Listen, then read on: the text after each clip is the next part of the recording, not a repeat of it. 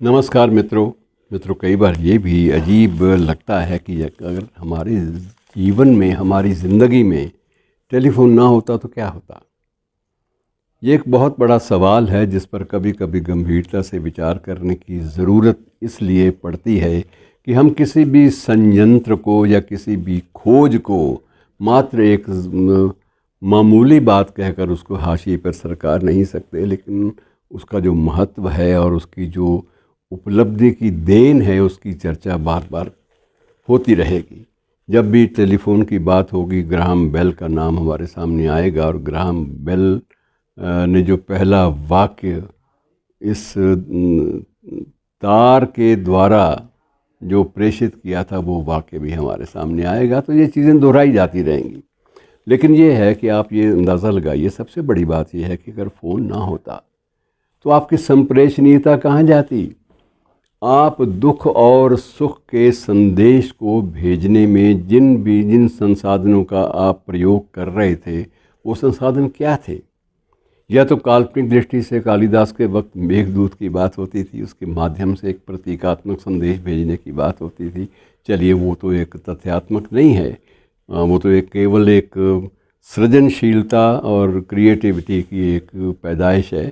लेकिन उसके बाद भी जो हुआ कि कबूतरों के परों में या कबूतरों के पंजों में कोई पुर्जे डालकर उनको भेज देना, या कमल के फूल में कोई संदेश, प्रेम संदेश रख के उसको पानी में बहा देना, तो ऐसे बहुत सारे अन्य माध्यम थे जिनके द्वारा हमारे इतिहास के बहुत सारे युगधर्मी लोगों ने अपने संदेश, अपनी बात, मन की बात कहने के लिए संसाधन चुने। और संप्रेषणीयता उस वक्त की पहली शर्त होती थी। लेकिन सिवाय इसके कि मौखिक ध्वनियों के द्वारा या इन प्राकृतिक जंतुओं के द्वारा हम अपने संदेश प्रेषित करें, इसके अलावा कोई और माध्यम नहीं था। एक हरकारा एक चिट्ठी लेकर जाता था तो जिस डेस्टिनेशन पर, जिस लक्ष्य तक उसको पहुंचना होता था उसको 7 दिन, 8 दिन, 10 दिन भी लग जाते थे। और 10 दिन के बाद उसके द्वारा उस हरकारे के दिए गए संदेश के माध्यम से कही जाने वाली बात कितनी पुरानी हो चुकी थी, इस बात का भी आप सहज अनुमान लगा सकते हैं। सबसे बड़ी बात यह है कि कोई व्यक्ति, अगर किसी के घर में किसी की मृत्यु हो गई है, घर में एक नया जीव आया है, दोनों ही स्थितियों में हर्षातिरेक की अनुभूति भी होती है और शोकातिरेक की अनुभूति भी होती है। शोक भी गहरा और सदमा भी गहरा। और उसके बावजूद ये होता था कि किसी भी तरह से संदेश ज़रूर पहुंचा देना चाहिए।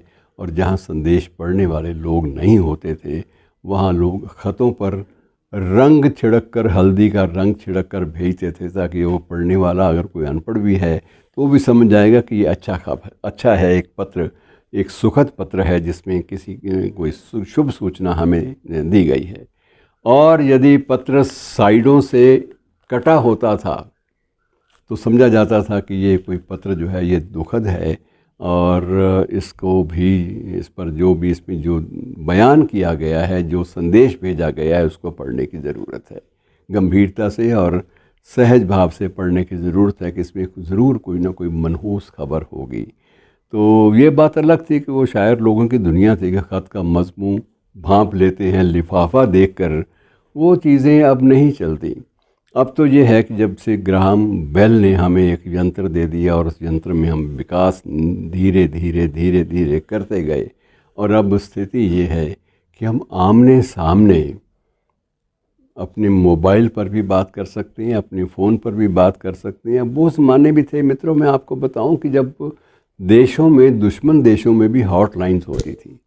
हॉटलाइंस में एक देश का राष्ट्राध्यक्ष दूसरे देश के राष्ट्राध्यक्ष से फ़ोन पे बात कर सकता था। तब भी ये सुविधा प्राप्त नहीं थी कि उसका चित्र, उसका चेहरा नज़र आए। और अब तो ये भी है कि जब भी कोई बातचीत होगी इस संपर्क सूत्र के माध्यम से, उसमें बोलने वाला कितनी ईमानदारी से बोल रहा है उसका चेहरा देख के भी आप समझ जाएंगे, और उसमें आपको सारी जो उसकी जो तेवर हैं उनकी भी समझ में आ जाएगी। और अब तो ये भी है कि बहुत सारे देशों की जो गुप्तचर एजेंसीज़ हैं वो ऐसी बातचीतों में बातचीत करने वाले नेताओं के चेहरों को भांप कर ये अनुमान लगा लेती हैं, ये रिपोर्ट तैयार कर लेती हैं कि जो ये कह रहा है ये सच बोल रहा है, जो ये कह रहा है झूठ बोल रहा है। तो ये मित्रों बहुत सारी चीज़ें हमें एक छोटी सी एक आविष्कृति जो है जिसे हम ईजाद हुई एक छोटी सी एक चीज़ टेलीफ़ोन, जिसने हमें ये सुविधा दी कि हम सीधे रूप में एक दूसरे से मुखातिब हो सकें और बाकायदा हम लोग अपने मन की बात जो है वो कह सकें। आज मन की बात जो है वो बेशक रेडियो पर है, उसमें फ़ोन का इस्तेमाल नहीं है, लेकिन ये सारा ढांचा, इसका मैकेनिज़्म, इसका तंत्र वही है जिसके माध्यम से एक राष्ट्राध्यक्ष या एक व्यक्ति अपने समकक्ष अपने दूसरे राष्ट्र के अध्यक्ष के साथ सीधी बात भी करता है और अपनी जनता से भी मुखातिब होता है।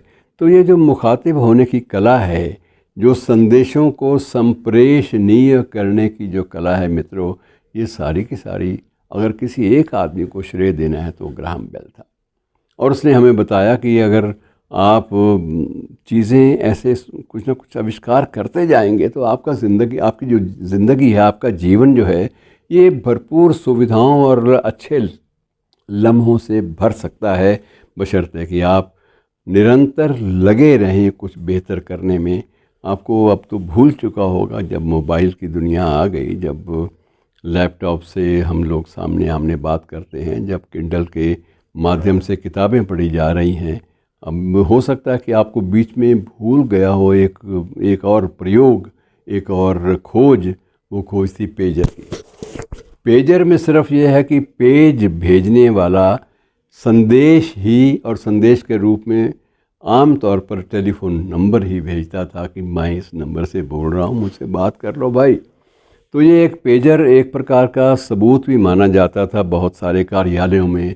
मसलन एक बड़ा हॉस्पिटल है, उसमें कोई डॉक्टर ड्यूटी पर अगर उपस्थित नहीं है तो उसके लिए एक प्रमाण के रूप में पेजर का संदेश भी होता था कि पेजर पे जब तुम्हें नंबर दे दिया गया तो तुमने बात क्यों नहीं की मेरे भाई। तो ये इस प्रकार की व्यवस्थाएं जो हैं वो बन गई थी हमारी संचार प्रक्रिया के साथ। और अब जिसे हम कहते हैं संचार क्रांति, तो संचार क्रांति नाम की जो चीज़ है मित्रों, अब ये है कि किसी भी दुनिया के किसी भी कोने में एक छोटी सी घटना भी घटती है तो अगले ही पल, पलक झपकने से पहले वो खबर आप तक पहुंच चुकी होती है।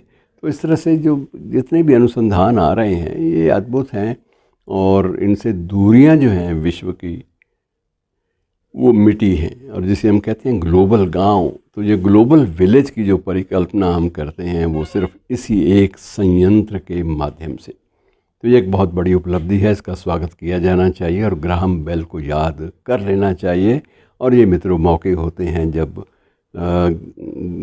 भूले बिसरे लोग जो हैं हमारे लिए अत्यंत महत्वपूर्ण हो जाते हैं। धन्यवाद।